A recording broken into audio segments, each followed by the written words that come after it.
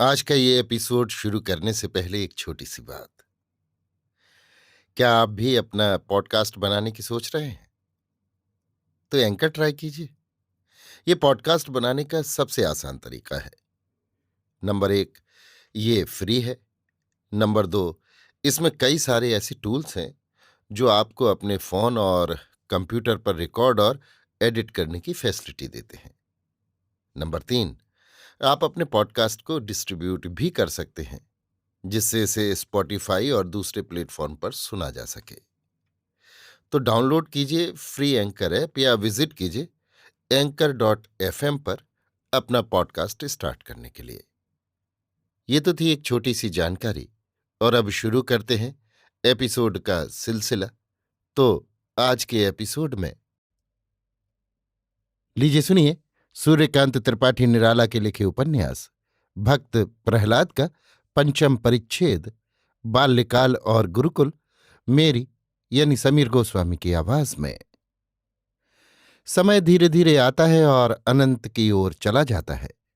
वो किसी की प्रतीक्षा नहीं करता, लोग ही उसकी प्रतीक्षा किया करते हैं।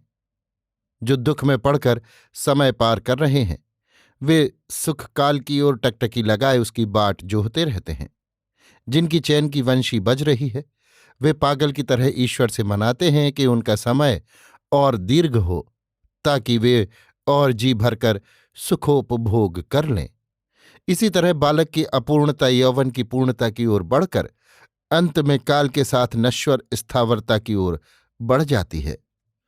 बालक प्रहलाद संसार की इस परिवर्तनशीलता को आश्चर्य भरी दृष्टि से देखते, मन ही मन उसके रहस्य को समझने की कोशिश करते और समझकर अधीर हो जाते। उनकी दृष्टि में किशोर बालक बालिकाएं पड़तीं।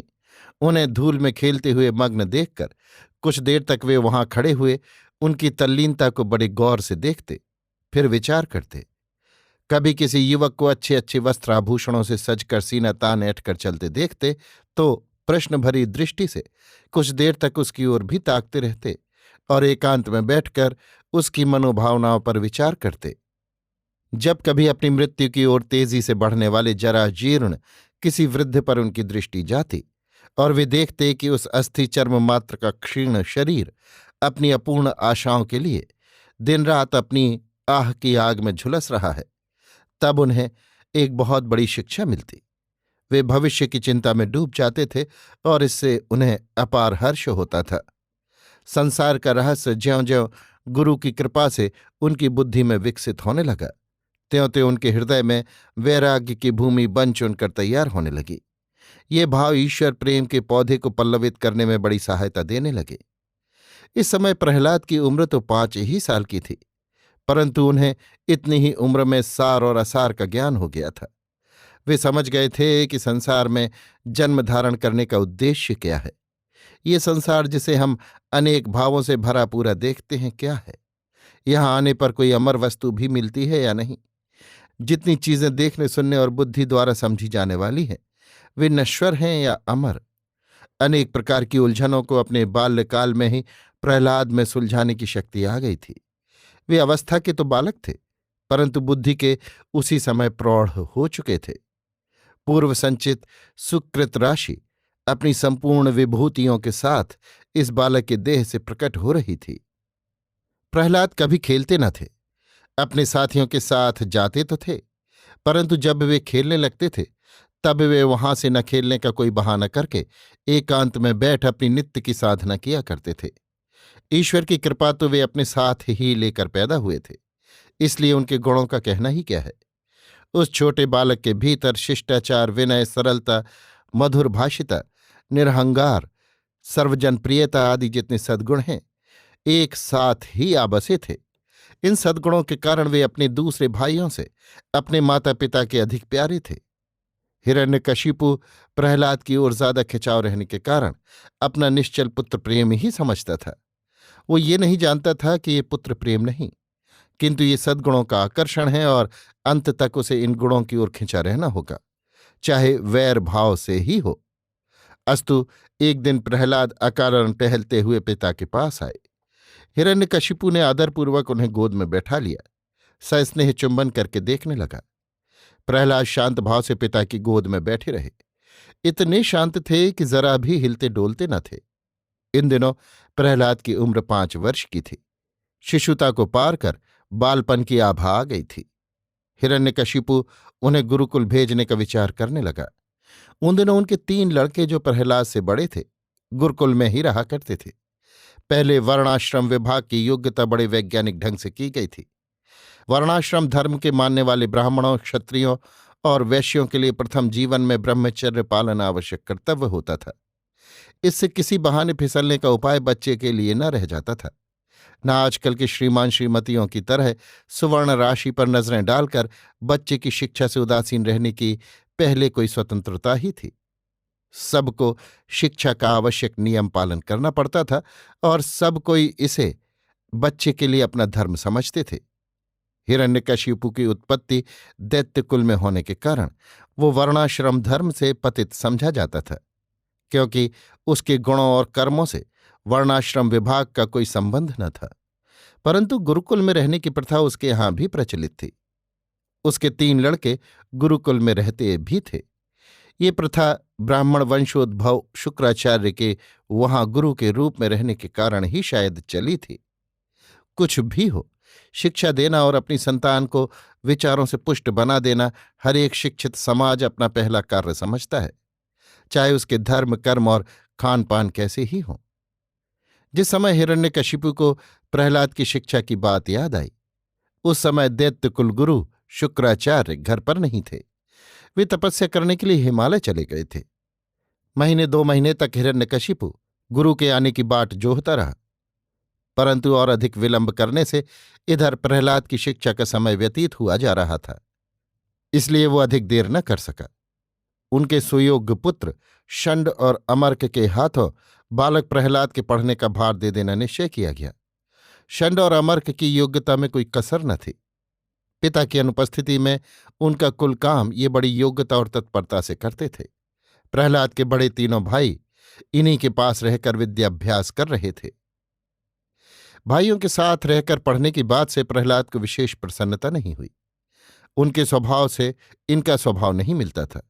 ये स्वभावतः उदासीन रहा करते थे। इनके 3 भाई क्रीड़ा कौतुक बहुत पसंद करते थे। खेलकूद में वे साधारण बालकों से भी बढ़े चढ़े थे। यही कारण था कि प्रहलाद की इनसे पटरी न बैठती थी। ये भी प्रहलाद को भोंदू समझते थे। दैव योग से एक दिन प्रहलाद माता के पास बैठे हुए थे। एकाएक गुरुकुल की बात उठी। प्रहलाद के गुरुकुल जाने की बात से रानी कयाधु को बड़ी प्रसन्नता हुई। माता को प्रसन्न देख प्रहलाद ने पूछा, माता, वहां जाने से क्या होता है? पुत्र के सरल प्रश्न पर रानी का हृदय स्नेह से भर आया। बच्चे को गोद में उठाकर समझाने लगी, बेटा, विद्या के बिना जीवन का कुछ भी मूल्य नहीं है। मूर्ख और पशुओं में फिर ज्यादा फर्क नहीं है। अपना पेट किसी तरह पशु भी भर लेते हैं, मूर्ख भी। विद्वान मनुष्य स्वयं तो ज्ञानी होता ही है, वो दूसरों को भी मार्ग बतलाता है। उससे उसके देश और उसकी जाति का महान उपकार होता है। बिना विद्या के बुद्धि कभी पूर्णता प्राप्त नहीं कर सकती, और भी बहुत से सद्गुण विद्या से प्राप्त होते हैं। तुम राजा के लड़के हो, तुम्हें बहुत बड़े जन समुदाय को मार्ग बताना है। यदि तुम विद्वान न होगे तो बुद्धि के अभाव से तुम राजपद के योग्य न हो सकोगे। शरीर बल से मस्तिष्क बल को अधिक महत्व दिया गया है। तुम जहां पढ़ने के लिए भेजे जा रहे हो वहां तुम्हारे भाई हैं और बहुत से लड़के और भी हैं। किसी से तकरार न करना, सबको प्यार करना, अपने बड़े भाइयों का सम्मान करना, गुरु की आज्ञा का उल्लंघन कदापि न करना। गुरु जैसा मार्ग बतावें उसके अनुसार ही कार्य करना तुम्हारा धर्म है। व्यर्थ अपना समय बर्बाद न करना। रानी ने और भी अनेक प्रकार की शिक्षाएं प्रहलाद को दी। प्रहलाद ने अंतिम वाक्य को बड़े ध्यान से सुना, मन ही मन उसे दोहराया भी। समय बर्बाद न करना, इस वाक्य से प्रहलाद का मन बहुत दूर चला गया। उन्होंने माता से कहा, मां, क्या सब लोग मुफ्त में ही समय बर्बाद नहीं करते? कौन हम में ऐसा है जो समय का सच्चा मूल्य समझता हो? जिंदगी समय बर्बाद करने में ही पार कर दी जाती है। किसका ध्यान इधर होता है? धन जन इसी तरह की तृष्णा तृप्ति में समय का संपूर्ण अंश कट जाता है। देखो, क्या ऐसा कोई है जिसके समय को कहें कि बर्बाद नहीं होता। जिस विद्या के लिए लोग इतनी मेहनत करते हैं, क्या वो विद्या समय की बर्बादी करके ही अर्जित नहीं की जाती? अच्छा, उस विद्या से क्या लाभ होता है? जरा मन में विचारो तो आंखों का पर्दा हट जाता है। कोई देवताओं को सताने के लिए नए नए तरीके इसी विद्या के बल से निकालते हैं। कोई इसके बल पर दूसरों को ठग कर दूसरों की आंखों में धूल झोंक कर धनी हो जाने की ताक में रहता है। क्या यही विद्या है? क्या इसी के लिए पिता मुझे गुरुकुल भेज रहे हैं? मैं समझा, बिना इसके शासन करने की कठोर योग्यता मुझ में ना आ सकेगी। माता, विद्या का अर्थ तो मेरी समझ में इतना ही आया है। आज तक प्रहलाद के मुख से ऐसी बातें रानी कयाधु ने कभी नहीं सुनी थी। आज एकाएक इतनी लंबी और सारगर्भ बहस सुनकर उनके होश उड़ गए। तत्काल पुत्र की अमंगल शंका सवार हो गई।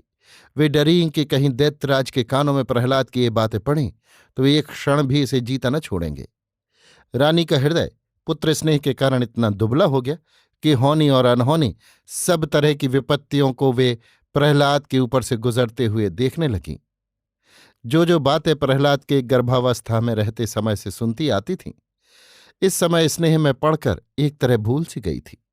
आज प्रहलाद की बात से चोट खाकर उन्हें उन बातों की याद आने लगी। परंतु जिस मार्ग से प्रहलाद चल रहे थे उससे उन्हें फेरना सहज काम नहीं था, क्योंकि नारद और अपने पुरोहित जी से रानी ने सुन रखा था कि बालक परम धर्मात्मा होगा। जब ये बात याद आई तब और कुछ न कहकर रानी चुप हो रही। मन ही मन उन्होंने भी परमात्मा की शरण ली। तब से बच्चे की रक्षा के लिए चुपचाप ईश्वर से प्रार्थना करना उनका पहला कर्तव्य हो गया। इधर धीरे धीरे वो दिन भी आ गया जिस दिन प्रहलाद को गुरुकुल जाना था।